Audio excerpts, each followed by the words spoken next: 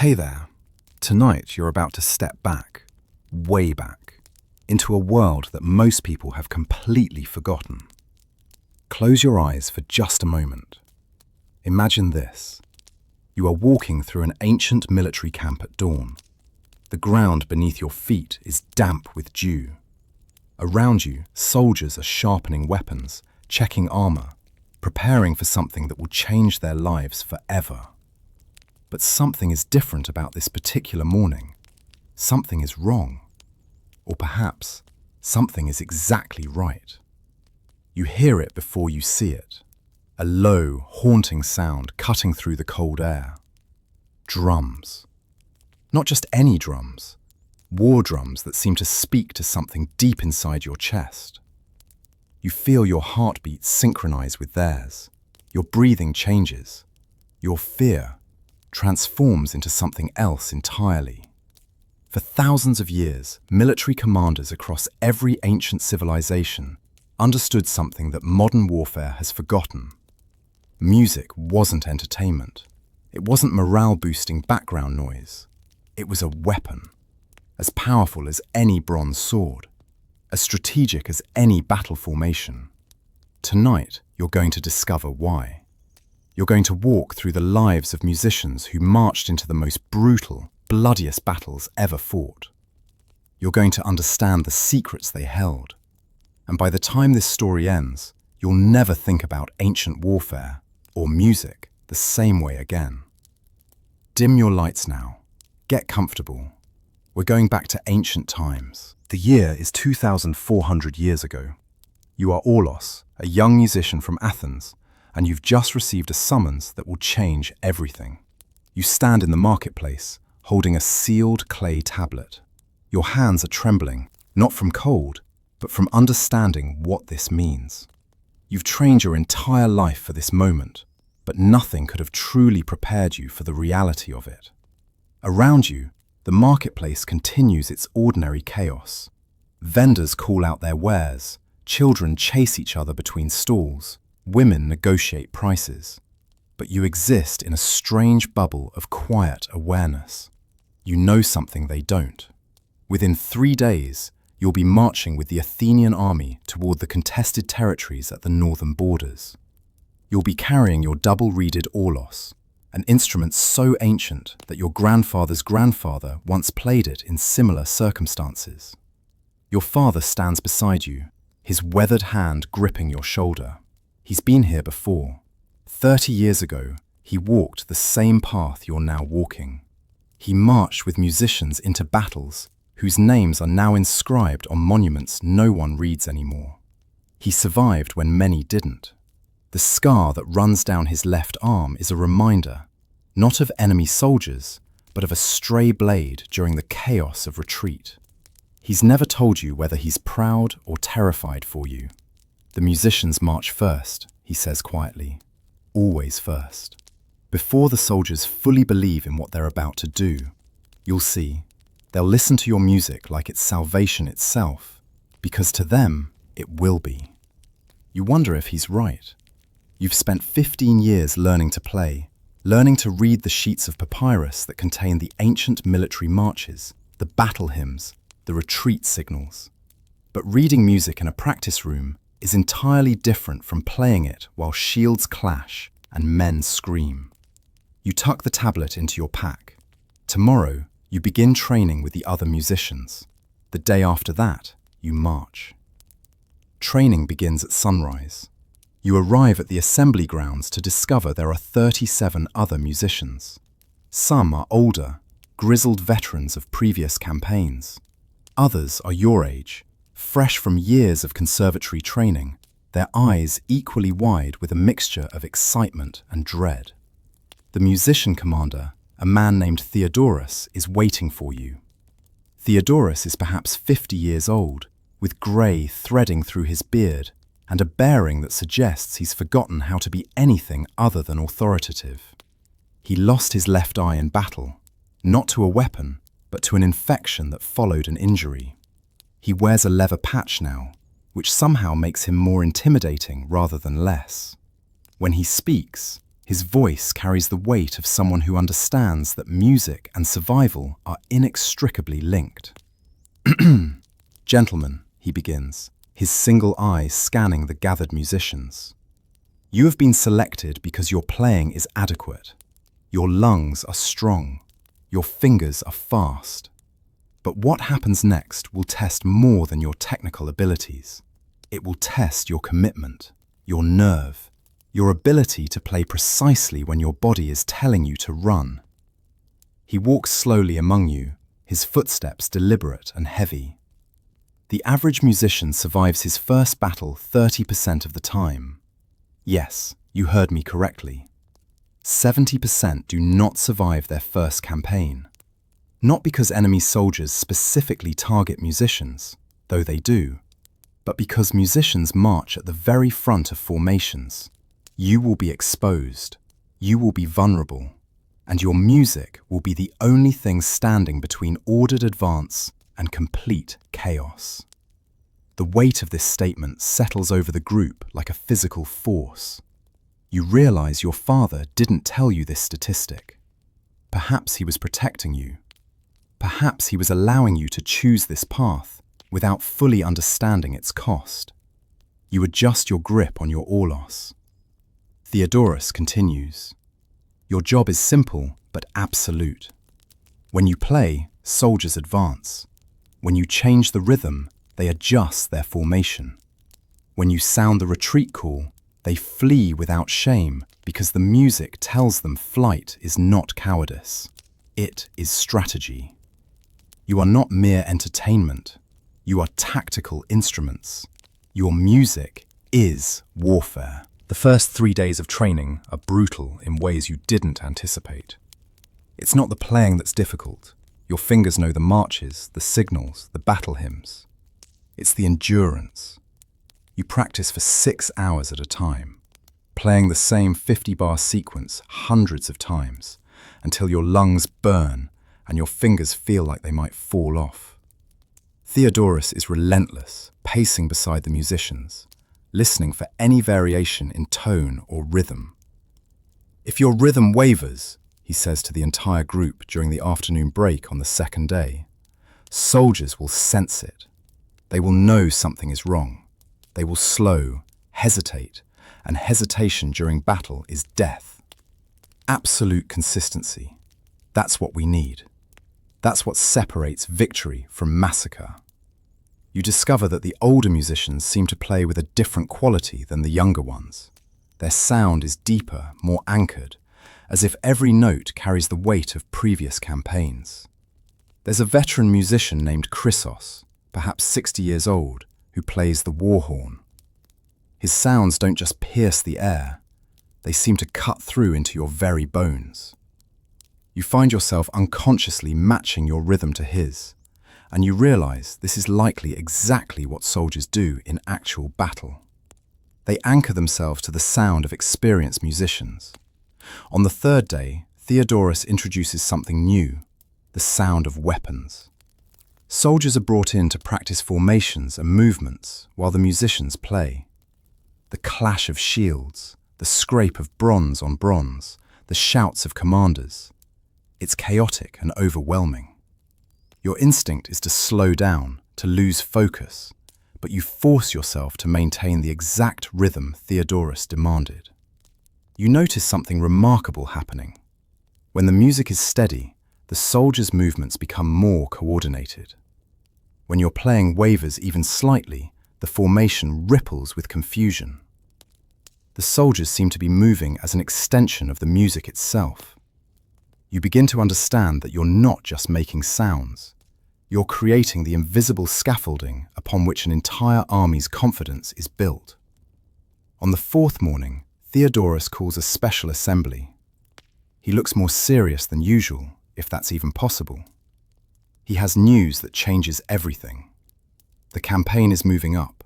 Instead of marching in 1 month, the army will march in 1 week. An unexpected movement of enemy forces requires immediate response. One of the younger musicians, a boy barely 19, begins to shake. Another simply walks away, leaving his instrument on the ground. No one stops him. Theodorus doesn't even look at him. The implication is clear. If you can't commit in this moment, you're not needed. Next week, Theodorus says, we march north. We march into contested territory where the boundaries between civilization and chaos are not clearly defined. You will be playing for an army of 4,000 soldiers. The Persians have moved forces into our territory. This is not training anymore, gentlemen. This is war. The significance of this statement hangs in the air. You've known intellectually that you were training for real warfare. But knowing something abstractly is different from having it suddenly become immediate and tangible. Next week. Not sometime in the undefined future. Next week. Your father appears later that day. He was summoned, though you don't know why until he takes you aside. His scar seems more prominent in the afternoon light. Your mother wanted me to convince you to claim an illness, he says. To tell the commanders you've developed a condition that prevents you from marching. She has connections. It could be arranged. You look at your father for a long moment. You understand what he's offering. You understand the weight of it. You also understand why he's offering it. Not because he thinks you should take it, but because your mother needs him to offer it. He needs to be able to tell her he tried. No, you say, I'm going. Your father nods. He didn't really expect anything different, you suspect. Then understand this. When you're playing in the midst of actual battle, when soldiers are dying around you, when you see things your mind will struggle to process, your music is not entertainment. It's salvation. Not just for them, for you too. If you can hold the rhythm, if you can keep your focus on the notes, on the patterns, on the sequences, you can survive the psychological weight of what you'll witness. He grips your shoulder. Theodorus will tell you that music controls the soldiers. That's partially true. But what he won't tell you is that music also controls the musicians. It keeps you sane. Don't forget that. The week before, marching passes in a strange blur of heightened awareness and surreal normalcy. You return home to find your mother has prepared your favorite meal, roasted lamb with figs and honey. Your younger sister can barely meet your eyes. Your extended family visits, though no one quite knows what to say to someone who's about to march into potential death. They ask polite questions about the weather and the condition of crops. Anything except what everyone is actually thinking. You spend an afternoon in the marketplace, walking through the same stalls you've walked through your entire life. The vendors call out to you, some knowing who you are, knowing where you're going. An old woman who sells honey presses something into your hand as you pass. A small clay figurine of Nike, the goddess of victory. You don't have the heart to tell her that superstition has limited power against actual weapons. You tuck it into your pack anyway. As you play, you realize that this is likely the last time you'll play in complete safety, in complete peace. Once you march with the army, your music will always be accompanied by the possibility of danger, the knowledge that you're performing in a context where failure means people die. The simplicity of this moment, just you and your instrument and the sounds echoing off ancient stone. You find yourself holding onto it, stretching it out, trying to make it last. You hear footsteps. Chrysos, the elder musician, approaches. He sits on one of the stone benches nearby and simply listens. When you finish, he doesn't say anything for a long moment. That was the Thessalian walking march, he finally says. I played that same piece at my first campaign, 43 years ago. I remember every note. I remember every breath. I remember thinking I might never play it again. And I didn't. Not after that campaign. Not on purpose. Because every time I played it, I would see the faces of the men who died. He stands, preparing to leave. But I also remember, he continues, that music was the reason I survived. Not just physically, mentally, spiritually. Hold on to that. After the campaign, whatever happens, hold on to that. The day before marching, the army holds a ceremony.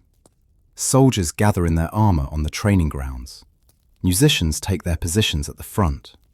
Priests perform rituals, offering sacrifices to the gods, reading the entrails of birds to determine if the gods favor this campaign. The omens, Theodorus announces, are favorable. The birds' livers show the proper signs. The gods have approved. You wonder if the priests would say this regardless of what the omens actually showed. Would they tell an army of thousands that the gods disapprove the day before they march towards certain danger? Probably not. There's a certain practical wisdom in that, you suppose. The ceremony includes a formal speech by the army's commanding general, a man named Strategos, who has campaigned extensively in the contested northern territories. He speaks about honor, about duty, about the glory of serving Athens. He mentions that the musicians play a crucial role in maintaining order and courage. You feel the eyes of nearby soldiers on you and your fellow musicians. The weight of expectations settles heavily. After the ceremony, Theodorus gathers all the musicians in a separate area. He's less commanding than usual, you notice, almost human. I'm going to tell you something, he begins, that I don't tell most people. 47% of the musicians in this unit will survive this campaign. I'm not being optimistic. I'm not being pessimistic. That's the actual statistical reality based on previous similar campaigns. Some of you will be injured. Some will be killed. Some will become mentally unable to continue and will spend the rest of their lives trying to understand the experience. But some of you, approximately half, will march back through those gates and resume your lives having been fundamentally changed. He pauses, his eye patch catching the fading light. Your job tomorrow is not to think about statistics. Your job is to play. Play through the fear. Play through the sounds of warfare. Play even when every instinct tells you to stop. Because the moment the music stops is the moment armies become mobs. The moment soldiers lose faith in order. That night, you can't sleep. You lie on your mat in the barracks, listening to the sounds of other musicians also struggling to find rest. Someone is quietly weeping. Someone else is saying prayers. Someone is methodically going through the military marches in their head. You can hear their lips moving, see their fingers twitching. You think about your father, about Chrysos, about all the musicians throughout history who have marched into battles. You think about the fact that tomorrow you'll become part of a tradition thousands of years old. You'll become one of those voices that soldiers listen to when facing their own mortality. Dawn breaks on the day of marching. You wake before sunrise, if you even slept, and find that everyone else is already awake too. There's a strange, almost dreamlike quality to the morning. Your hands are shaking slightly as you gather your belongings, as you check your aulos one final time, as you dress in the special vestments assigned to military musicians. The march to the assembly point takes 2 hours. By the time you arrive, thousands of soldiers are already gathered, arranged in their formations. The scale of it is overwhelming. You've never seen this many people assembled together before. They stretch across the entire training field, an ocean of bronze armor and spear points glinting in the early morning sun. Theodorus positions the musicians at the very front of the formation. You're standing now, for the first time, in the exact position where you'll be playing while marching into potential battle. The vulnerability of it is terrifying. You're literally in front of thousands of soldiers, but you're also completely exposed. There's nothing protecting you except your position at the very front of what everyone considers the most important part of the army. The general rides his horse to the center of the formation. He raises his arm.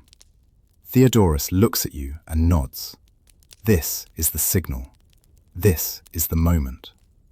You bring your aulos to your lips and begin to play the official march, the one that signals that the journey and everything it entails is beginning. The soldiers begin to move. 4,000 men stepping in unison. It's hypnotic in its power. Your music rises above the sounds of marching feet, the jingle of armor, the creak of the massive supply wagons that follow behind. You're aware of your fellow musicians playing beside you, their sounds interweaving with yours to create something larger than any individual voice. Your fingers move through the familiar sequences, left hand, right hand, breathing, all perfectly coordinated. Your mind is focused on one thing, maintaining absolute consistency in the rhythm. Not too fast, not too slow, just exactly the pace that Theodorus drilled into you.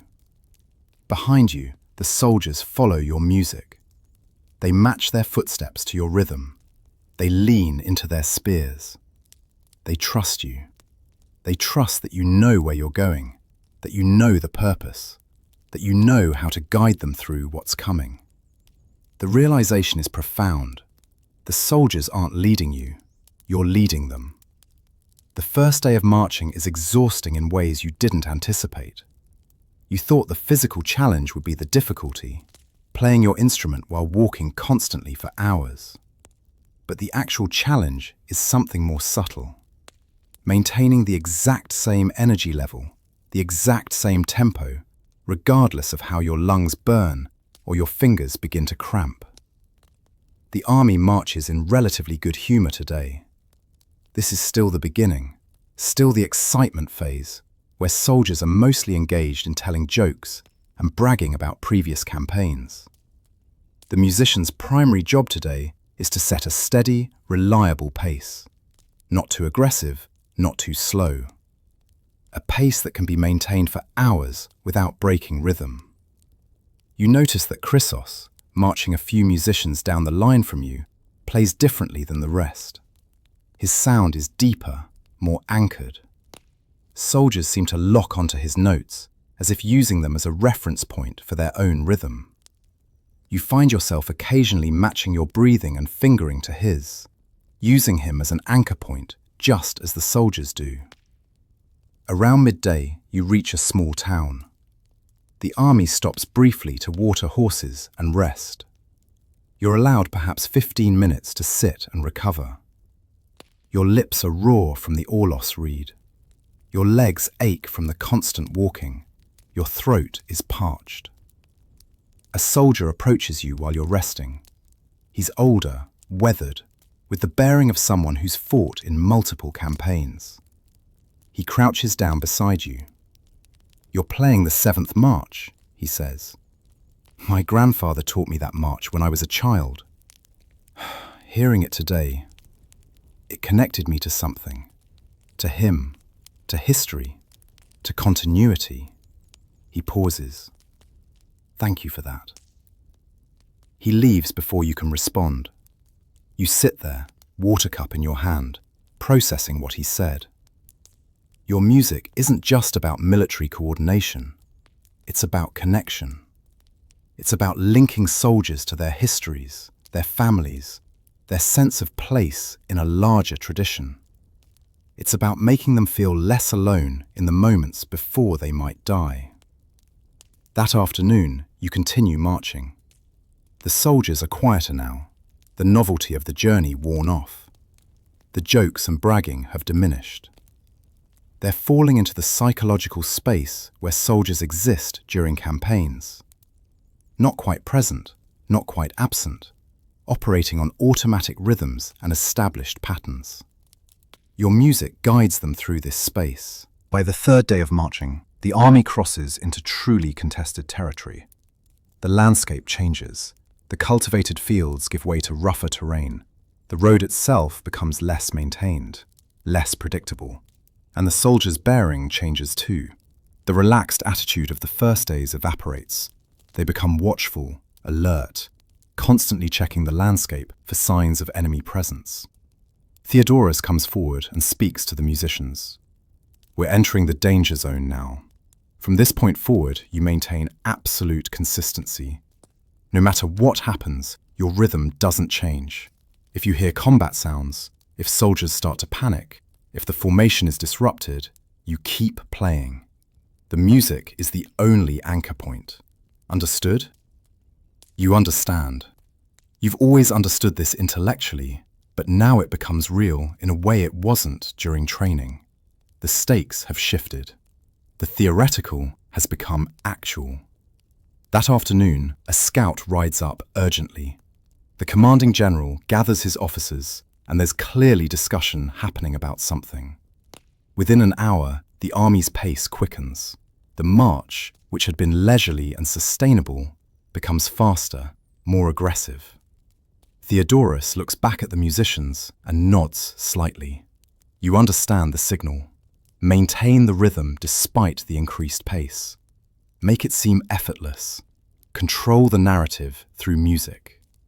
You increase your tempo fractionally, just enough that soldiers can increase their pace without it being consciously obvious to them. It's manipulation, you realize. Sophisticated, subtle manipulation of human psychology through sound. You're making soldiers march faster than they otherwise would by making it seem natural, inevitable. As the sun begins to set, the scout reappears. There's been movement of enemy forces about 10 miles to the east. The army will camp here for the night, and guards will be doubled. This is the closest the army has come to actual combat. Around the campfires that evening, soldiers are noticeably more tense. They check their weapons more frequently. They're quieter, more introspective. Theodorus pulls the musicians together and assigns them to play evening hymns for the soldiers. The purpose is clear: soothing, calming music to help soldiers sleep and to reduce the psychological burden of being close to potential danger. You play a long, slow piece that your teacher taught you years ago. It's designed specifically for this purpose, for calming anxious minds, for slowing rapid heartbeats, for creating a psychological space where rest is possible. You notice that the soldiers' movements slow as you play. Their breathing deepens. The camp gradually shifts from tension towards something approaching peace. The night that follows is nearly sleepless. The camp is on heightened alert. Guards are stationed at regular intervals around the perimeter. There's no attack, but the possibility of it creates a low-level anxiety that prevents deep rest. You lie in your allocated tent, listening to the sounds of soldiers also struggling to sleep. The shift of armor, the murmur of quiet conversations, the occasional cough or movement. Around what you estimate is 2 hours past midnight, there's a commotion. Shouts, running footsteps, the sound of weapons being drawn. Your heart nearly jumps from your chest. This is it. This is the attack. This is combat. But it turns out to be a false alarm. A scout spotted movement that turned out to be wildlife. Deer or similar animals moving through the darkness. The camp gradually settles again, though sleep seems even more elusive now. At dawn, the army is roused and prepared for immediate march. Theodorus gathers the musicians and speaks with unusual intensity. The enemy forces are now approximately 5 miles ahead. They've stopped and are establishing a defensive position. We will march to engage them today. This is real. This is what you've trained for. Your role is now absolutely critical. Do you understand? Everyone nods. What else is there to do? The march begins with a different quality than previous days. The soldiers' faces are set, determined. Some are mouthing prayers to various gods. Some are checking their weapons for perhaps the 100th time. The banter has completely stopped. There's only the sound of marching feet, of armor, and of your music. You play the advanced march, the one designed specifically for approaching combat. It's slightly faster than the regular march, with a rhythm that's more aggressive but also more structured. It's designed to shift soldiers into a state of focused readiness, to prepare their minds and bodies for combat without pushing them into panic. As you play, you become aware of every detail around you. The dust rising from thousands of feet, the heat of the midday sun, the landscape of scrubland and rocky terrain that provides cover for enemy positions. The way each soldier's shoulders have straightened, their focus sharpened, their humanity temporarily replaced with something more military, more collective. Around midday, scouts return with more information. Enemy forces number approximately 3,000 soldiers, compared to your army's 4,000. The terrain slightly favors the enemy, since they've established positions on higher ground. But the Athenian army is more experienced, better trained, and they have something the enemy forces don't have: musicians to maintain psychological cohesion. Theodorus continues discussing strategy with the other musicians. We'll play the approach march until combat initiates. Then, when the first clash happens, we'll transition to the battle rhythm. That's the fastest, most aggressive tempo. It's designed to keep soldiers engaged in combat despite the fear and chaos. He demonstrates the battle rhythm, and the musicians practice it while marching. It's significantly more complex than the regular marches, requiring more rapid finger movements and more intense breathing control. You realize that your lungs and fingers will need to perform at their absolute maximum capacity while potentially being exposed to actual combat. The first clash comes without warning. One moment you're marching steadily, playing the approach march. The next moment, scouts are riding back urgently and Theodorus is gesturing sharply. The army slows its pace, compressing into a tighter formation. Enemy forces have begun their attack. They're not waiting for the armies to meet in neutral ground. They're aggressive, driving down from their higher positions. In the distance, perhaps 50 yards ahead, you can see movement, the glint of weapons, the surge of enemy soldiers. Theodorus's voice cuts through everything. Battle rhythm, now! You transition without thinking. Your fingers move into the faster, more aggressive pattern. It requires complete focus and breathes so rapidly that you're beginning to feel almost lightheaded. Around you, other musicians transition at the exact same moment. The collective rhythm shifts, accelerates, becomes more intense. The rhythm momentary disruption in the formation, but the music continues. Your music continues. And because the music continues, the formation re-establishes. Other soldiers step into the gap. The line holds. You're aware of screaming, the sound of bronze on bronze, the sickening sound of weapons striking flesh. You're aware of blood, of bodies falling, of the desperate struggle of thousands of men trying to kill each other. But you keep playing. Your fingers keep moving. Your breathing keeps cycling. Your focus remains absolutely on the rhythm, the tempo, the consistency. This is what Chrysos meant. This is how music protects the musician. By forcing your consciousness into the narrow channel of the musical performance, you prevent your mind from fully processing the horror surrounding you. Hours pass. They might be minutes. Time becomes strange when you're playing battle rhythm while combat rages around you. You notice that the enemy forces aren't advancing. They're holding their ground, but not gaining. The battle is becoming a stalemate. Soldiers from both sides are dying, but neither side is clearly winning. After perhaps 3 hours of continuous battle rhythm, Theodorus signals a change. You transition to a new sequence, still fast, still aggressive, but with a rhythmic pattern that's slightly different. It's designed, you've learned, to preserve the soldiers' energy while maintaining their aggressive stance.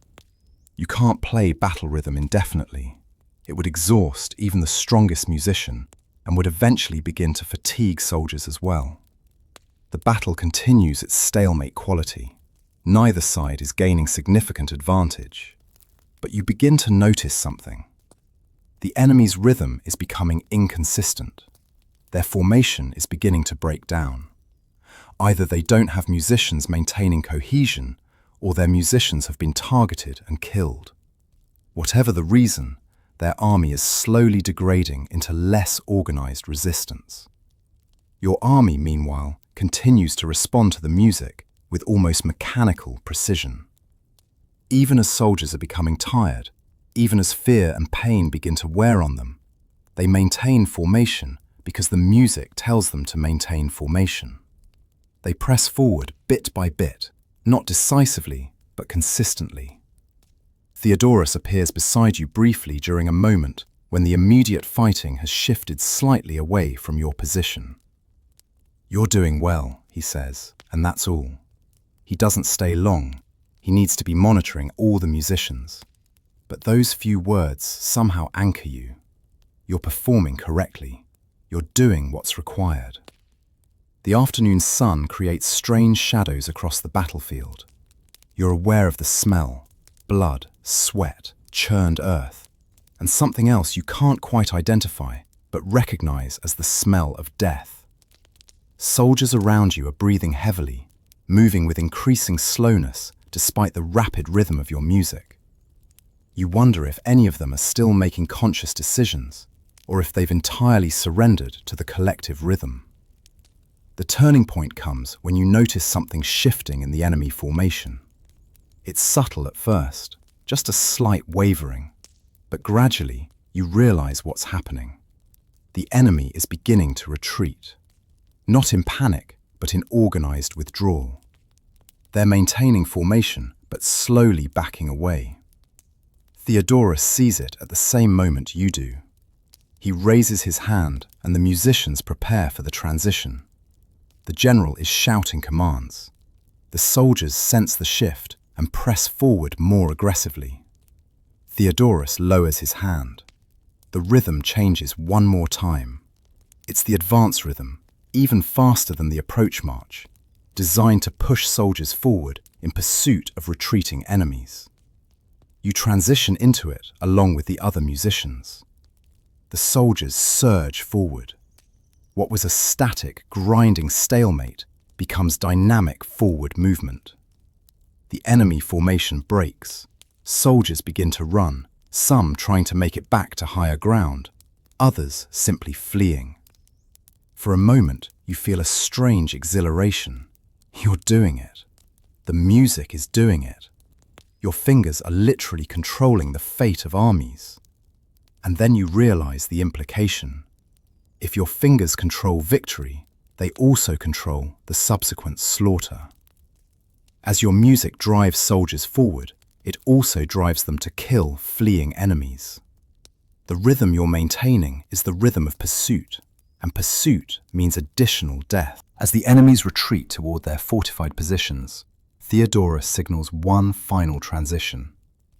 The rhythm shifts to the victory march, a stately, measured pattern that's designed to cool the soldiers' aggression while maintaining their forward momentum. It's a rhythm that carries triumph without frenzy, that celebrates victory while maintaining discipline. The Athenian soldiers respond by slowing their aggressive pursuit, regrouping, re-establishing formation as they advance. They're following the music's guidance to transition from combat mindset to victory mindset. It's remarkable how completely the soldiers have surrendered their individual agency to the collective rhythm. Combat essentially ends as the retreating enemy forces make it back to their defensive positions and the Athenian army establishes a perimeter. Theodorus signals that the musicians should continue the victory march, and you play it for nearly an hour as soldiers gradually settle, as medics begin moving through the army, attending to wounds, as commanders gather to assess the situation and plan next steps. When Theodorus finally signals that you can stop playing, the silence is almost physically painful. Your fingers drop to your sides. Your breathing slowly returns to something approaching normal. Your mind, which has been locked into a narrow focus on the musical rhythm for hours, begins to expand again and process the larger reality. The battle is being called a victory. The enemy forces have retreated to their fortified positions and are not pursuing further action.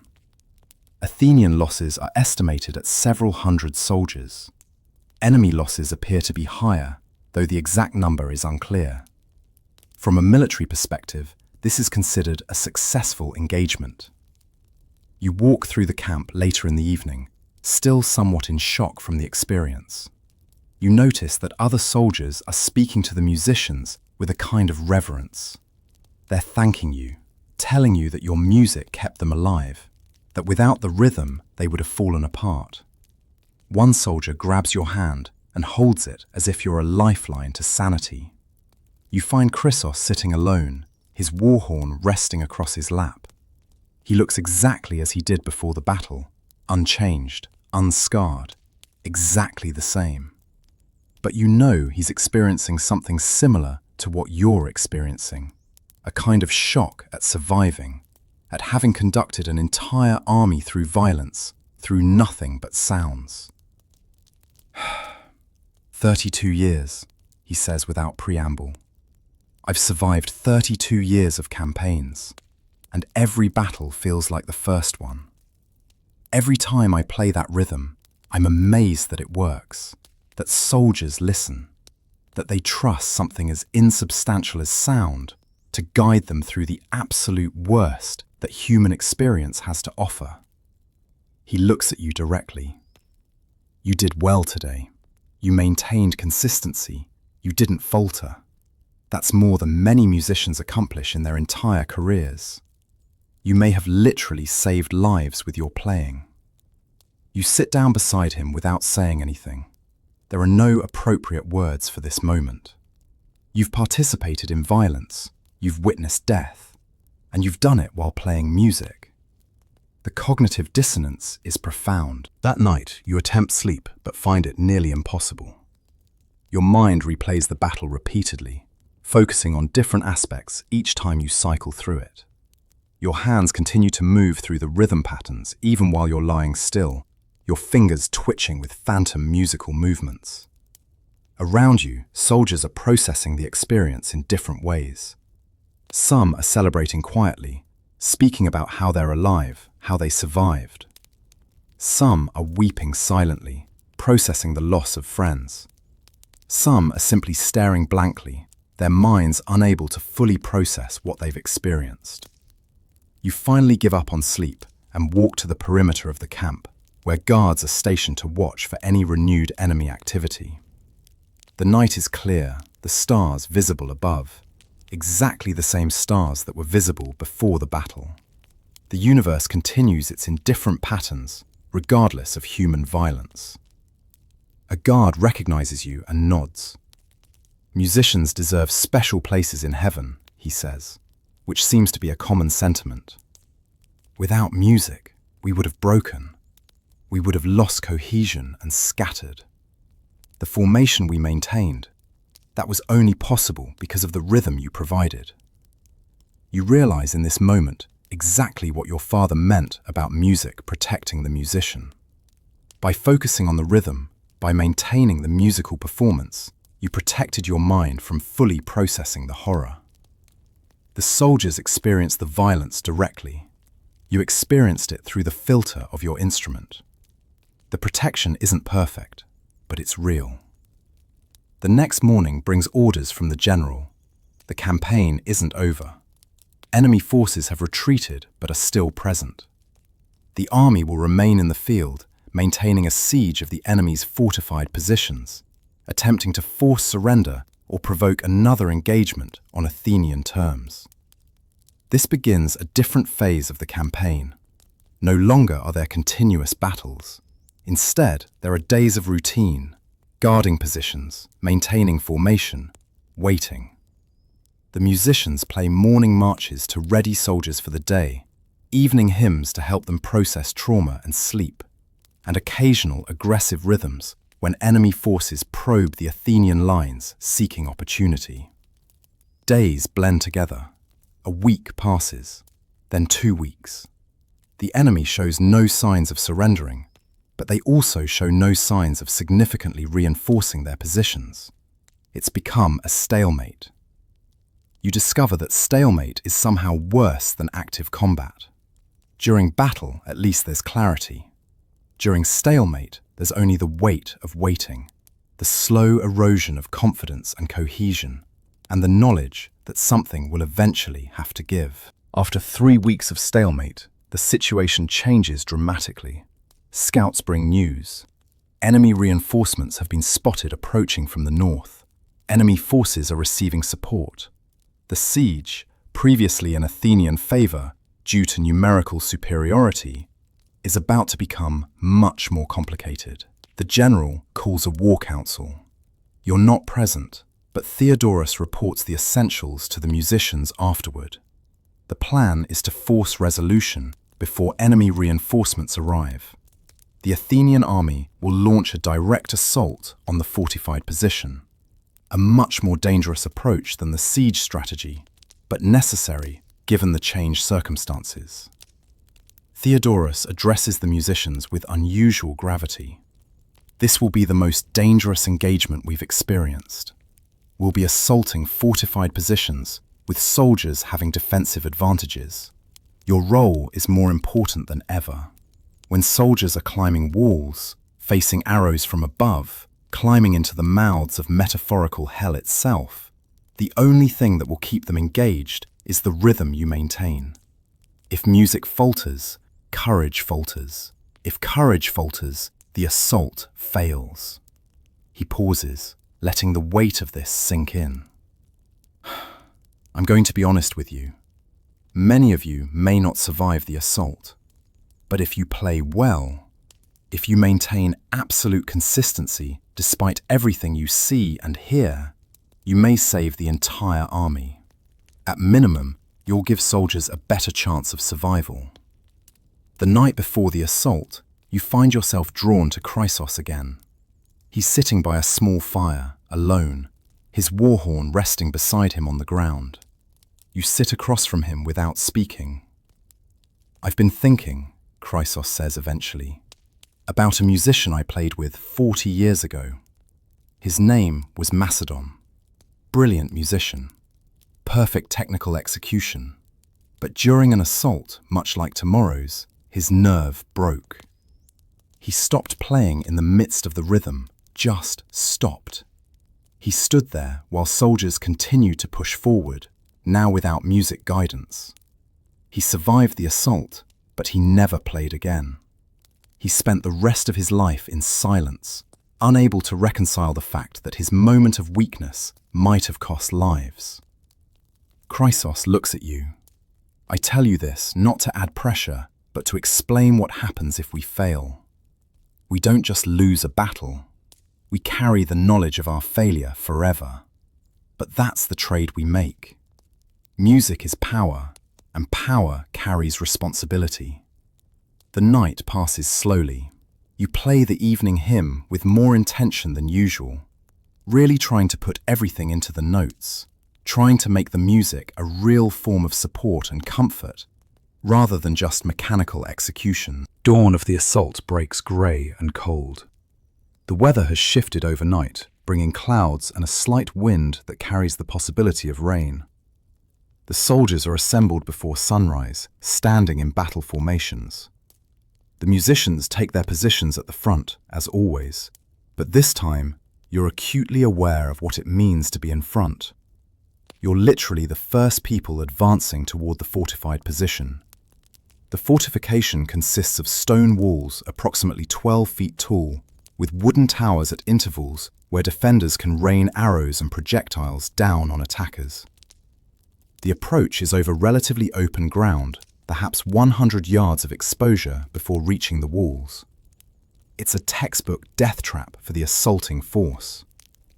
Theodorus walks to the front of the musician line. He looks you each in the eye for a moment. "Remember," he says quietly, "that you are more than musicians. You are the beating heart of this army. Everything they do responds to what you create. Make your music matter. Make every note count." He raises his hand. The general gives the signal from his position. Theodorus lowers his hand. You begin to play the assault rhythm, a rhythm specifically designed for this type of engagement. It's fast, aggressive, and with a pattern that's designed to encourage rushing forward while maintaining some cohesion. It's a rhythm that acknowledges the necessity of speed, the need to close distance quickly, while also trying to preserve organization. The soldiers surge forward, running initially, then settling into a rapid march as they cross the open ground. You're playing the assault rhythm while maintaining your position, which means you're also advancing, remaining in front of the army as it moves toward the fortification. The first volley of arrows comes when the soldiers are approximately 50 yards from the wall. You see them rise from the top of the fortification, sunlight glinting off their tips as they arc through the air. They begin to fall toward the advancing soldiers. The impact is devastating. Arrows strike soldiers randomly, some falling immediately, others staggering but continuing forward. The natural instinct would be to slow down, to seek cover, to reassess. But the rhythm continues. Your fingers keep moving, your lungs keep breathing. The soldiers, responding to the music, keep advancing despite the casualties. This is your role now. Not to feel horror, not to process the violence, but to maintain the rhythm. That's the only thing that matters. That's the only thing you can control. So you maintain the rhythm. The soldiers reach the wall. Long wooden ladders are raised against the stone. Soldiers begin climbing, attempting to get over the fortification, while defenders on top throw objects down, trying to knock climbers off. It's absolute chaos, a desperate scramble with death possible at any moment. You're now at the base of the wall, still playing, still maintaining the rhythm. You can see soldiers climbing. You can see some reaching the top and engaging in hand-to-hand combat with defenders. You can see others being knocked backward, falling, striking the ground in ways that clearly mean they won't be standing up again. And you keep playing. Your fingers maintain the assault rhythm. Your lungs continue to push air through the aulos. Your mind remains locked in the narrow channel of musical performance. Somewhere in the chaos, a second volley of arrows is fired. This one comes from a slightly different angle, perhaps from defenders on the fortification's towers. You see an arrow strike an older musician a few positions down the line from you. His name was Phaistos, you think, though you don't know him well. Phaistos falls, his instrument clattering to the ground. There's a moment where you want to stop, want to respond, want to do anything except continue playing.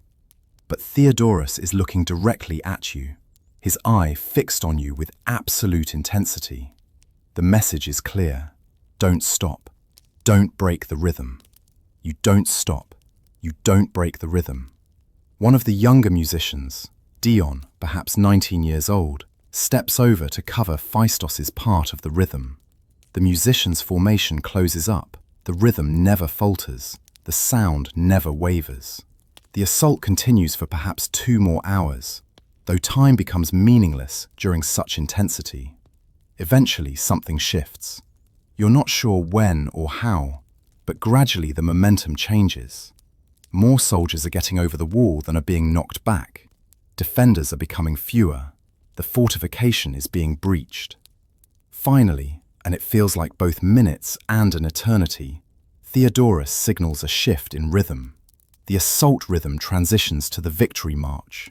Soldiers on top of the walls are now clearly in control. The fortified position has been taken. You stop playing. The silence that follows is deafening. The fortress falls completely within the hour. The enemy garrison surrenders, either lacking the supplies to withstand a siege after the fortification is breached, or simply recognizing that their position is now untenable. Soldiers cease the assault. Weapons are lowered. Theodorus signals the musicians to play the victory march in full intensity, and you do, though you're operating now almost entirely on automatic response rather than conscious will. Phaistos is being tended to by medical personnel. He's alive, but severely injured, with an arrow lodged too close to vital organs to be safely removed. The general estimate is that he has perhaps a day or 2 before infection sets in and kills him. Theodorus tells you this matter-of-factly. He did his job, Theodorus says. He maintained rhythm until his body could no longer support it. That's all we can ask. You want to feel something about this: grief, anger, shame, something, but you're too exhausted. Your emotional capacity seems to have been burned away by the intensity of the past hours. The army enters the conquered fortification to discover significant supplies. Enough food and water to sustain the population for months. But more importantly, they discover something else. Multiple letters documenting military strategy, enemy reinforcements, and supply lines. The information is valuable enough that the general immediately assembles a courier team to carry the intelligence back to Athens. The general also makes a command decision. The campaign is effectively over. With the main fortified position captured and enemy forces in disarray, there's no strategic value to remaining in the field. The army will consolidate, rest for a few days, and then begin the march back to Athens. This news settles over the army like a weight lifting. Soldiers begin to relax visibly. The musicians are told to focus on evening hymns that will help soldiers process the victory and begin the psychological transition toward home. That evening, you find yourself sitting near Phaistos. He's conscious but clearly in pain. His face is pale, and there's a sheen of sweat covering his skin. He manages a weak smile when he sees you. "I lasted longer than I expected," he says, his voice quiet. "I thought my nerve would break during the assault. But you know what I realized? Focusing on the music was easier than confronting the reality. Every time I wanted to look at what was happening, I forced myself to focus on the next note instead. It's a kind of survival mechanism." He coughs, which clearly causes him pain. "Tell Theodorus I'm sorry I fell. Tell him the rhythm was maintained because of musicians like you who didn't break." The next 3 days in the conquered fortification are surreal.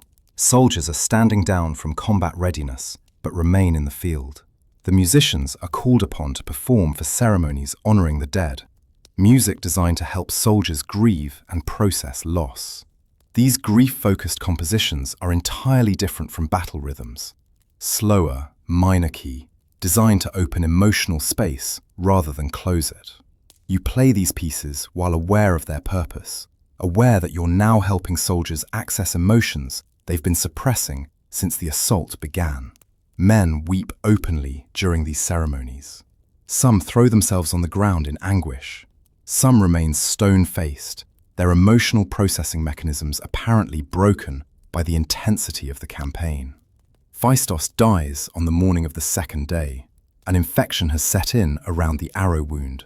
Despite medical intervention, his body simply cannot overcome the infection. He passes quietly in the early morning, and Theodorus orders that a special music ceremony be held in his honor. You play Phaistos's favorite piece, a peaceful walking march he loved to practice. Other musicians join you, and together you create a kind of musical memorial.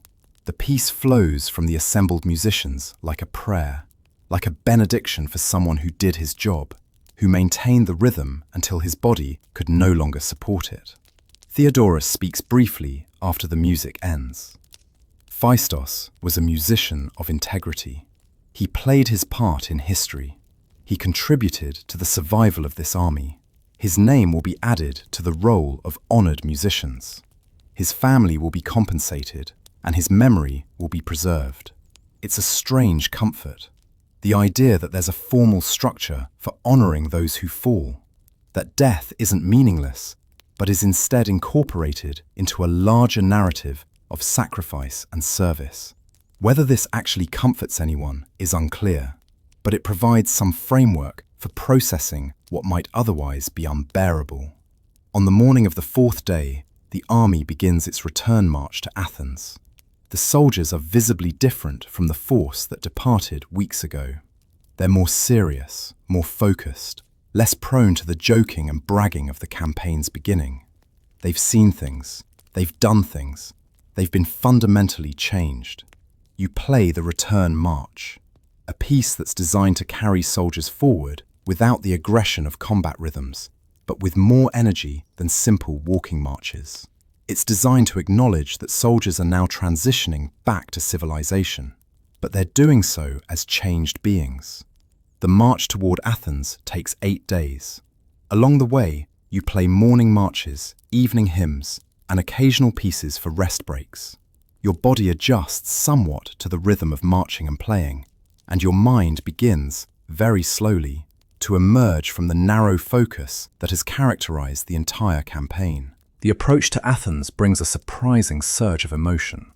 As the city walls come into view and soldiers recognize the landscape they know so intimately, many begin to weep. Months of suppressed emotion, fear, grief, shock, and yes, triumph, come pouring out. The city has prepared to receive the returning army. Citizens line the streets. There's a celebration planned. The musicians are told that they'll be featured prominently in the procession through the city, playing the grand victory march that's reserved only for successful military campaigns. You wonder, as you prepare for this public display of victory, whether the citizens understand what actually happened, whether they understand that approximately 700 soldiers died to take a fortified position and capture supplies, whether they understand that the campaign was as much a desperate scramble against reinforcements as it was a demonstration of military superiority. But you also recognize that there's value in the celebration. The campaign was a victory. It was strategically important. It accomplished its objectives. That these accomplishments came at significant cost is the reality of warfare, not a contradiction of the victory. The procession into Athens is surreal. The grand victory march that you play is designed to be triumphant, celebratory, glorious. As the musicians play, soldiers march in perfect formation, their armor polished, their weapons displayed. To an outside observer, it must appear that the campaign was not just victorious, but somehow effortless. You know the truth, of course. You know that the soldiers playing now are haunted. You know that some of them are playing through trauma they don't yet understand. You know that some will spend the rest of their lives processing what happened. But as you play the victory march through the streets of Athens, with citizens cheering and flowers being thrown, you're aware that this is also important. This is the cultural story that will be remembered. This is how the campaign will be narrated in history, how it will be understood by future generations. The musicians are taken to the temple of Apollo after the procession. There's a ceremony where you're officially honored for your service. The general speaks about the crucial role musicians played in maintaining order and courage during the campaign. Priests perform rituals blessing the musicians and honoring their service. You stand through all of this in a kind of daze. You're home. The campaign is over. You survived. Other musicians didn't. The randomness of that, the fact that Phaistos was struck by an arrow while you escaped injury, continues to strike you as profoundly unjust, and also completely without any possibility of justice or explanation. The weeks following the campaign are consumed by a process of psychological reintegration that nobody quite names or acknowledges. You return to your home. Your family is overjoyed. Your mother cries when she sees you. Your sister barely recognizes you. Your father studies your face carefully, seeing in it echoes of his own past campaigns. You attempt to resume your life as though nothing has changed, but the attempt fails almost immediately. The sounds of the city, vendors calling out, children playing, the general noise of urban life creates anxiety. Loud, unexpected sounds make you instinctively reach for your instrument, your body preparing for the rapid rhythm patterns of combat before your conscious mind can process what's actually happening. Your father recognizes this. He takes you to a healer who specializes in helping soldiers recover from campaigns. The healer, an older woman named Artemisia, tells you that what you're experiencing is normal, that many soldiers experience what she calls the echo of battle, a kind of psychological resonance where the mind continues to react as though danger is present, even when actual danger is absent. It will fade, she assures you, but not quickly and not completely. You will carry this experience for the rest of your life. The question is not whether it will affect you, but rather how you'll choose to live with that effect. She recommends that you continue playing music, but in a different way. Rather than performing military compositions, she suggests exploring pieces designed for healing. Slow, meditative pieces that allow you to process emotion rather than suppress it. You try this. You sit in your home with your aulus, playing pieces that your teacher taught you years ago, but that you haven't considered since becoming a military musician. The experience is strange. The notes feel almost foreign, as though the instrument has been transformed by the campaign into something designed purely for combat rhythms. Gradually, though, the pieces begin to flow, and as they flow, something begins to happen. The experiences of the campaign begin to surface, not as trauma to be suppressed, but as emotion to be processed and expressed through music. You find yourself playing with a depth and emotional authenticity that you never achieved before the campaign. Your father sits and listens to you play on a particular afternoon, several weeks into your recovery. When you finish, he approaches you and simply places his hand on your shoulder. You survived, he says, and more than that, you carried others through survival. That's what it means to be a musician in warfare. You've been added to the line of musicians that stretches back thousands of years. And that responsibility, that's something no one can take from you. Months pass. The immediate trauma of the campaign begins to develop into something more manageable, a kind of scar tissue in your psyche rather than an open wound. You return to a more normal life. You teach younger musicians, sharing the techniques you learned during military training. You perform at public ceremonies and festivals. But something has shifted in how you understand music. Before the campaign, music was an art form, a practice, something you did because you were skilled at it and because you found pleasure in the sounds you created. After the campaign, you understand music as something more fundamental, as a technology of human control, a tool for shaping consciousness and coordinating collective action. You accept the position, though you're uncertain about the wisdom of it. When you begin teaching, you discover that you're teaching younger, less experienced musicians about the same rhythmic patterns that Theodorus taught you. But now you're teaching from a place of knowing what those patterns actually do, what they're actually designed to accomplish. One of your students, a talented young man, perhaps 17 years old, asks you directly, "Is it true that the musicians control the soldiers? That the soldiers basically become extensions of the music?" It's a profound question, and you consider your answer carefully. Control is perhaps too strong a word, you finally say. What music does is create a shared framework. It gives individual soldiers permission to act in ways they might otherwise find unbearable. It makes their actions part of something larger than themselves. The soldiers still make decisions, still engage their consciousness, but the music provides the scaffolding for those decisions. Remove the music, and the scaffolding collapses. Without that structure, many soldiers simply can't function.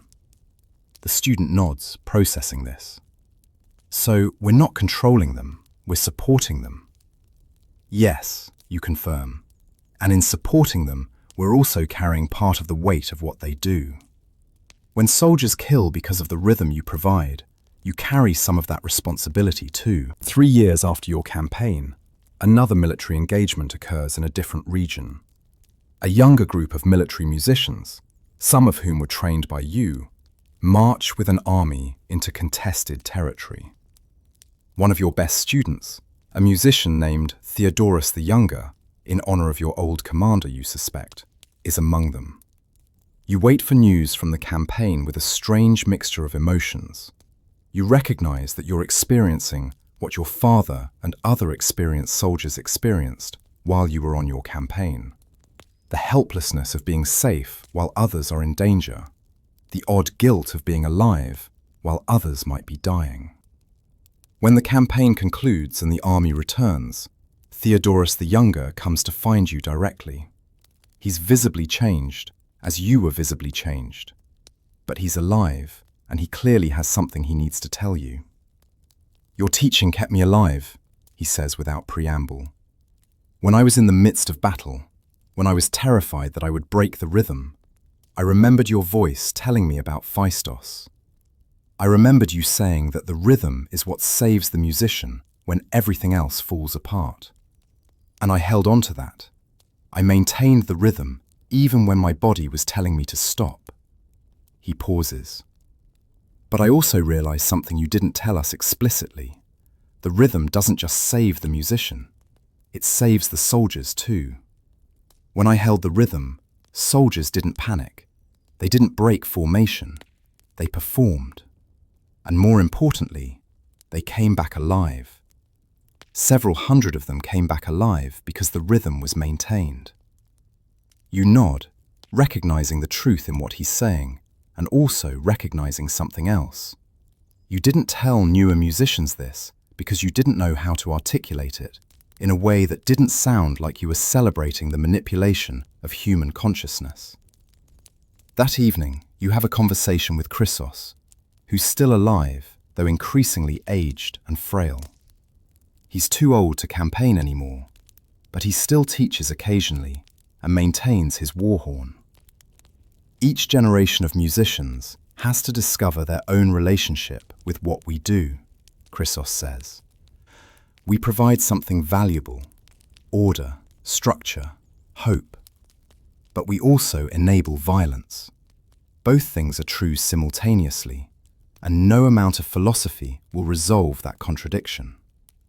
You learn to live with it, not overcome it. Years continue to pass. You become increasingly recognized as one of the senior musicians in Athens, someone whose experience at the front of combat gives you credibility and authority. You're called upon to make decisions about military music strategy. You're consulted about which younger musicians should be selected for military deployment. Your knowledge, hard-won through direct experience, becomes valuable in ways you didn't initially anticipate. You also continue to perform in civilian contexts. You play at festivals and celebrations. You perform at ceremonies. You create compositions, both based on military patterns and original pieces. The two sides of your musical practice, military and civilian, remain distinct but interconnected. You become aware of something interesting as you age. Younger soldiers, particularly those who are nervous or inexperienced, are drawn to you as a musician. When you perform, they listen with a kind of reverence that civilians don't quite show. They recognize, perhaps unconsciously, that you understand warfare in a way that most musicians don't. They trust your music in a way that seems almost spiritual. One evening, while performing at a public ceremony, you see your father in the audience. He's aged significantly since your campaign. His hair is entirely grey now, his movements slower. But he's watching you play with an expression of profound pride. After the performance, he approaches you. "I wanted to tell you something I never properly said after your campaign," he says. "I wanted to tell you that I was wrong to offer you the option of an illness. I was wrong to suggest you avoid military service. Because what you've become through that service is something remarkable.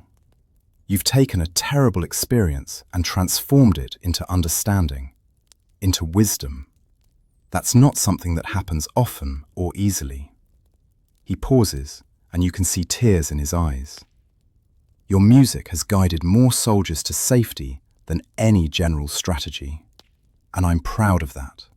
I'm proud of you." Years continue to pass. You become increasingly recognized as one of the senior musicians in Athens. By your 60s, you've become something of a legend among military musicians. Young musicians seek you out for training.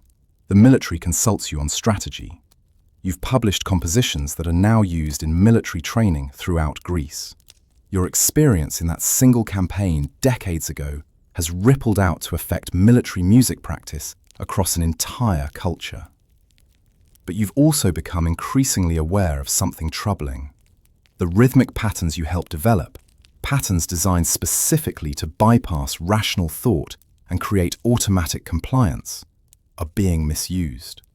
You hear stories of musicians playing battle rhythms to soldiers who aren't in actual combat, purely to see how effectively the rhythm can control behavior. Officers are experimenting with using music to maintain order in non-combat situations, discovering that soldiers respond to the familiar patterns even when they're not in actual danger. This troubles you deeply. The rhythm was designed as a survival tool in the midst of warfare. Using it simply to control behavior in peaceful situations feels like a corruption of something that has legitimate purpose in context, but becomes something sinister when applied outside that context. You begin to advocate for clearer ethical guidelines around military music. You give speeches to audiences of musicians about the responsibility that comes with understanding music as a tool of control. You argue that while there's value in using rhythm to help soldiers survive combat, using the same techniques simply to maintain control crosses an ethical line. Not everyone agrees with you. Some senior military officials argue that if the rhythm is effective at creating compliance, then it should be used to maintain order and discipline. They don't understand the distinction you're drawing, or they understand it and disagree with it. You also notice something else. The younger generation of musicians doesn't seem to carry the same weight that you and your generation carry. They've learned the techniques, but haven't lived through the direct experience of warfare. Without that direct experience, it's easier to see the rhythm purely as a tool, purely as a technology, rather than as something inextricably linked to human suffering and trauma. You begin to mentor individual musicians more intensively, trying to pass on not just technique, but the moral understanding that should accompany it. You tell them about Phaistos. You tell them about the specific soldiers you remember dying. You try to make the cost real in a way that pure abstraction cannot. In your 70s, you begin to feel the weight of age in ways that are becoming increasingly undeniable. Your fingers no longer move with the speed they once did. Your lungs don't support the intensity of rhythm that they once supported. You can still play, perhaps better than most musicians, even at half the level you once performed.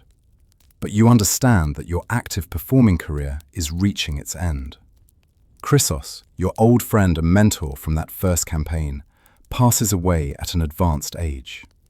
You perform at his memorial ceremony, playing the piece he loved most. You also begin to write. You compile your experiences into a kind of written testament, a history of your campaign, but more than that, a philosophical examination of what it means to be a musician in warfare, what responsibility musicians carry, what purpose music serves in the context of human violence. You're not sure who you're writing for, perhaps for future musicians to understand the weight of what they undertake. Perhaps for historians to understand the role music played in ancient warfare. Perhaps simply for yourself, a way of processing and organizing the experiences that have defined your entire adult life. The writing becomes increasingly personal and introspective. You find yourself examining the moments you've tried not to think about. The moment Phaistos fell. The moment you realized your music was controlling soldiers. The moment you understood that you would carry the weight of those realizations for the rest of your life. One evening, while writing, you have a visitor. It's Theodorus the Younger, now himself no longer young, now a respected musician and trainer himself. He's come to tell you that he's retiring from active military service. His hands are becoming unreliable. His mind still knows all the patterns, but his body can no longer reliably execute them.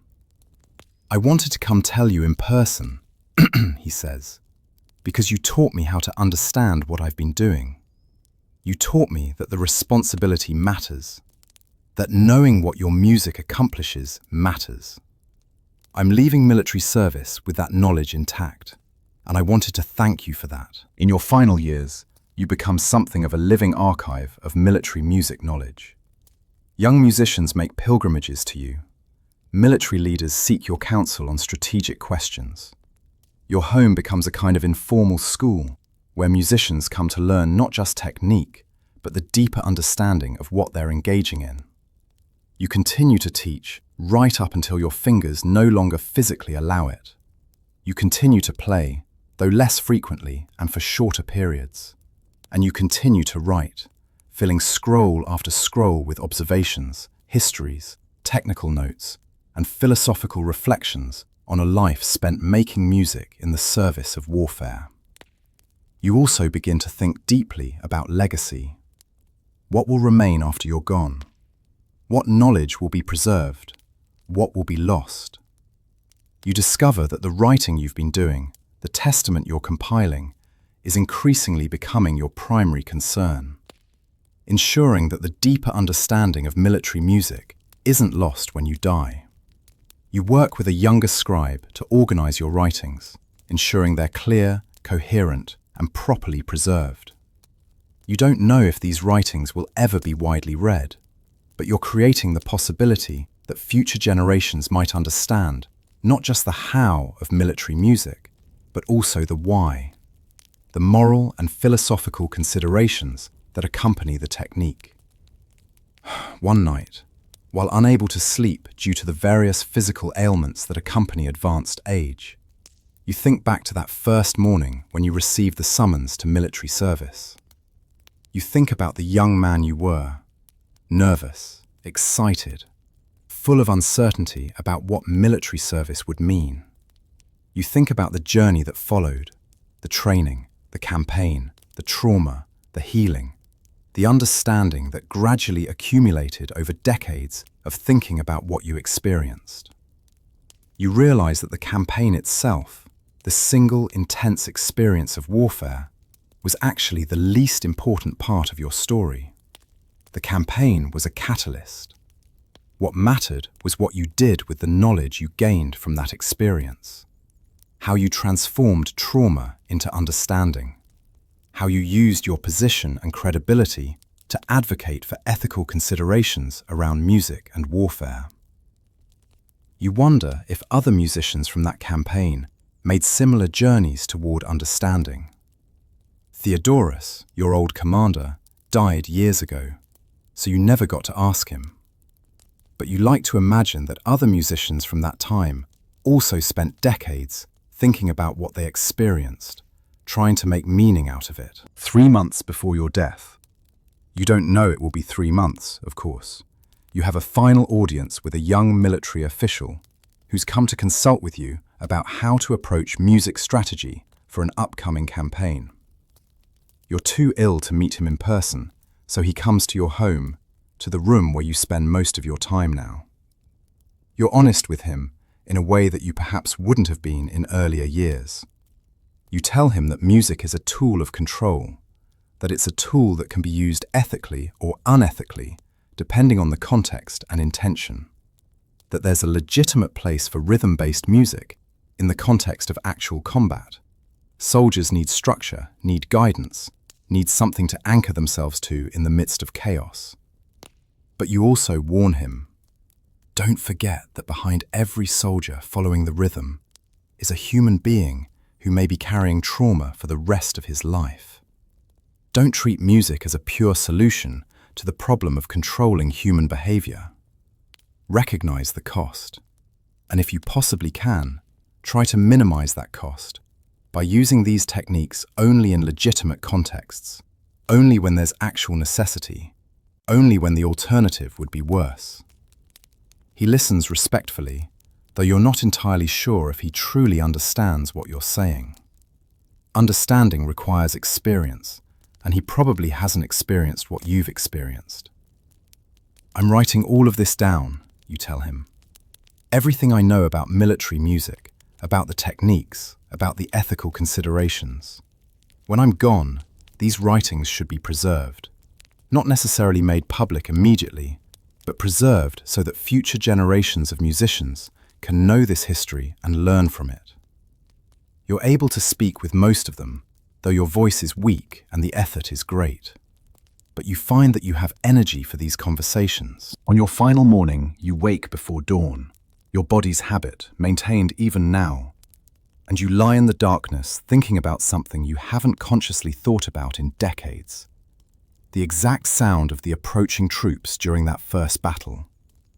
You remember the rhythms, of course, but you're trying to remember the literal sound, the specific tone quality of 1,000 soldiers' footsteps synchronized with the music you were playing.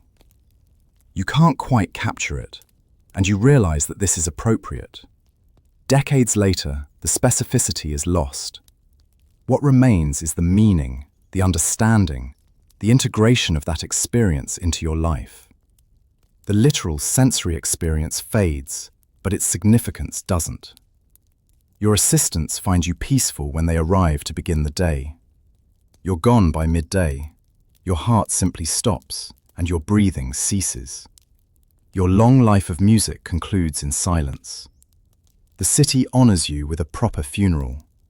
Musicians who trained under you perform memorial pieces. Military officials speak about your contributions to military strategy and discipline. Other musicians speak about what you taught them, how you shaped their understanding of their role in warfare. Your writings are preserved, collected by a student of yours who recognizes their significance.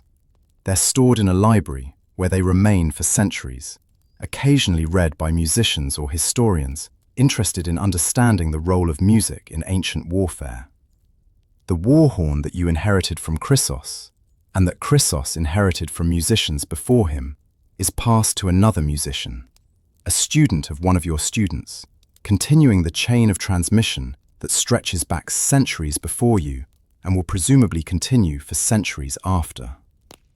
And the techniques you perfected, the rhythms you refined, the understanding you developed about how music affects human behavior, become part of the standard training for military musicians throughout the ancient world. Your specific name will eventually be forgotten, but the knowledge will remain, embedded in the practices that musicians continue to use in subsequent wars and subsequent campaigns. For centuries after your death, military musicians continue to use the techniques you helped develop. The rhythmic patterns remain embedded in military training manuals. Your understanding of how music affects human consciousness, while attributed to unnamed ancient wisdom rather than to you specifically, informs military strategy throughout the ancient world and beyond. Young musicians entering military service learn the patterns your fingers helped refine. Soldiers march into battle following rhythms that were originally developed in the campaign you participated in. The cascade of consequences continues to ripple through history, sometimes enabling victory, sometimes facilitating violence that might otherwise not have occurred. Some musicians in later generations, influenced by your writings which occasionally circulate among scholarly musicians, begin to think seriously about the ethical implications of what they're doing. They recognize, as you came to recognize, that rhythm is a form of control, that music can be used ethically or unethically, and that awareness of this distinction matters. Other musicians never read your writings. They simply learn the techniques and apply them without the deeper understanding of their implications. For these musicians, rhythm remains a purely technical matter, something to be mastered but not necessarily to be questioned. The debate you started in your lifetime continues. What is the appropriate use of rhythm-based music in the context of warfare? When is it ethical to use music to override individual hesitation and promote collective action? When does the use of such techniques cross ethical lines? These questions don't have simple answers, but the very fact that they're being asked, that musicians are grappling with the implications of what they do, is partly a result of your work. You established that these questions matter. You showed through your own life that understanding the deeper implications of one's work is important. By the time recorded history begins to specifically analyze the role of musicians in ancient warfare, your personal name has been lost. But the understanding that music served a crucial tactical function has not been lost. Historians writing about ancient Greek, Persian, Egyptian, and Macedonian armies all note the significant role of musicians in maintaining army cohesion and soldier morale. What some of these historians understand, and what you would have appreciated, is that music's role was not primarily about morale in the way we might think of morale now. It wasn't about making soldiers feel good. It was about providing them with a structure that made overwhelming fear manageable.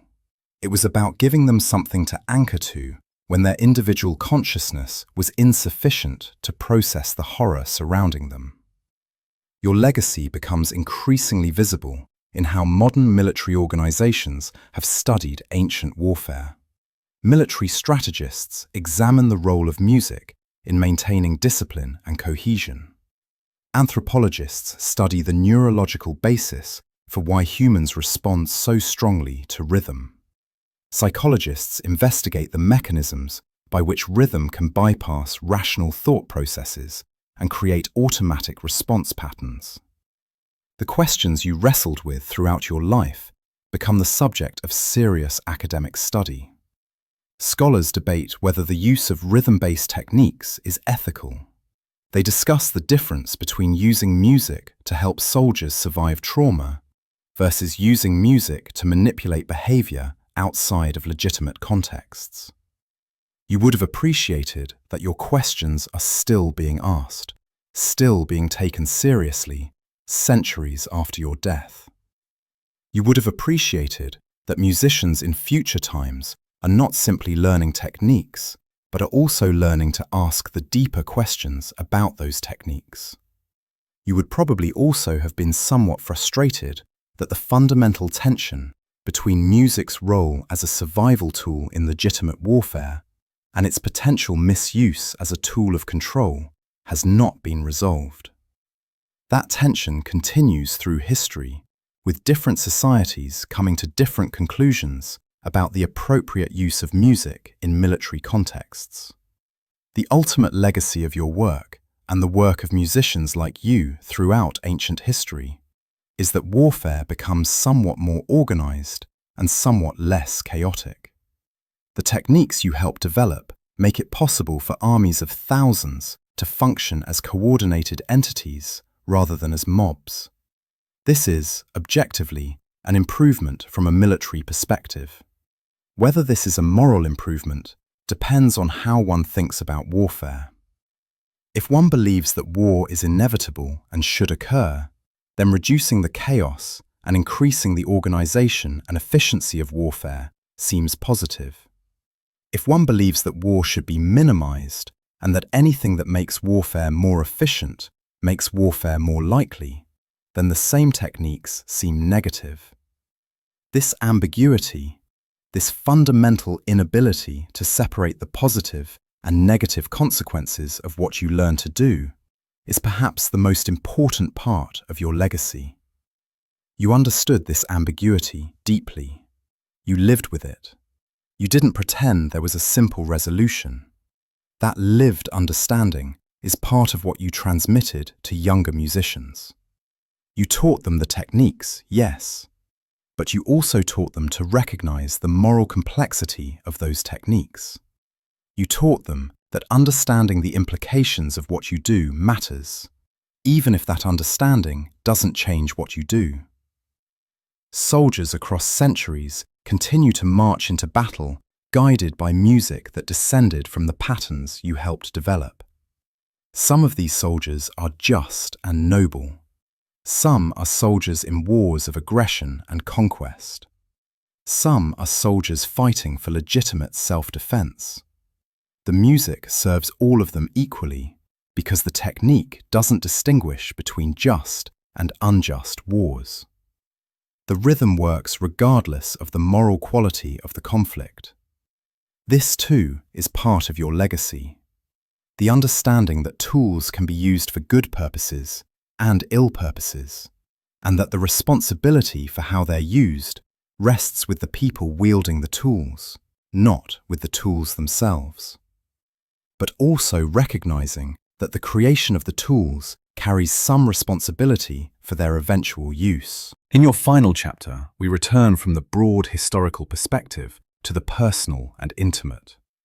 We return to the understanding that all of history is made up of individual people making individual choices, and your life was one life among billions, yet it matters because all lives matter, and the choices individuals make cascade through history in ways that are often impossible to trace. You were a person, you were born, you learned music, you were conscripted into military service, you experienced trauma, you survived, you processed what you experienced, you shared what you learned, you died. Your life ended as all lives end, but what you learned and what you transmitted to others continues. The patterns you helped refine continue to be used. The questions you raised continue to be asked. The understanding you developed about the relationship between music and human consciousness continues to inform how we understand warfare, music, and human behavior. This is not grandiose. This is not claiming that you changed the world or revolutionized anything. But this is recognizing that individual lives matter, that the way we process our experiences matters, that the knowledge we acquire and share matters. You lived in ancient times, but the fundamental human challenges you faced, trauma, responsibility, ethical complexity, the desire to make meaning from suffering, these are timeless challenges. Listeners who have never heard of ancient warfare, who have never played a military instrument, who have never experienced combat, can understand your story because it's fundamentally a story about being human, about facing difficulty, about surviving and continuing. That is the truest legacy.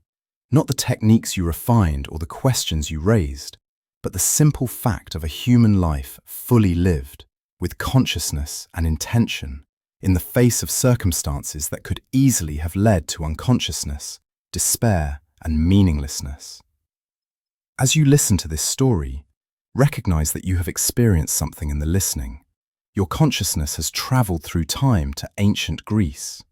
You have inhabited the perspective of a musician who lived thousands of years ago. You have, in a sense, experienced his experiences, not directly, but through the act of conscious attention and imagination. This is what music and story do. They create bridges across time. They allow consciousness to inhabit perspectives that would otherwise be inaccessible. They transform abstract history into human experience. The musician you've been following is long dead, but his life, through the act of your listening, has been relived, recreated, re-inhabited. This is a form of immortality, though not a grandiose one. Your musician is not remembered as a great historical figure. No monuments were built in his honor. His name was lost, but his life mattered. And the act of narrating and listening to his life is a form of recognition that all human lives matter, that all human experience is worthy of attention and consideration. As you drift towards sleep, for this is a bedtime story designed to support rest, recognize that you are performing a kind of rest for consciousness. By focusing your attention on the story, by allowing your mind to move away from the concerns of your own daily life and into the life of an ancient musician, you are giving your consciousness a kind of break, a kind of meditation, a kind of peace. The story is ending now. The musician's life is complete. The cycles of history have turned. Your attention is being gently released from the story's narrative, your consciousness beginning its transition towards sleep. Everything that needed to be learned from the story has been learned. Everything that needed to be felt has been felt. Hola, esta noche estás a punto de retroceder. muy atrás, a un mundo que la mayoría de las personas han olvidado completamente. Cierra los ojos por un momento. Imagina esto. Estás caminando por un campamento militar antiguo al amanecer. El suelo bajo tus pies está húmedo de rocío. A tu alrededor, los soldados están afilando armas, revisando armaduras, preparándose para algo que cambiará sus vidas para siempre. Pero algo es diferente en esta mañana en particular. Algo no está bien.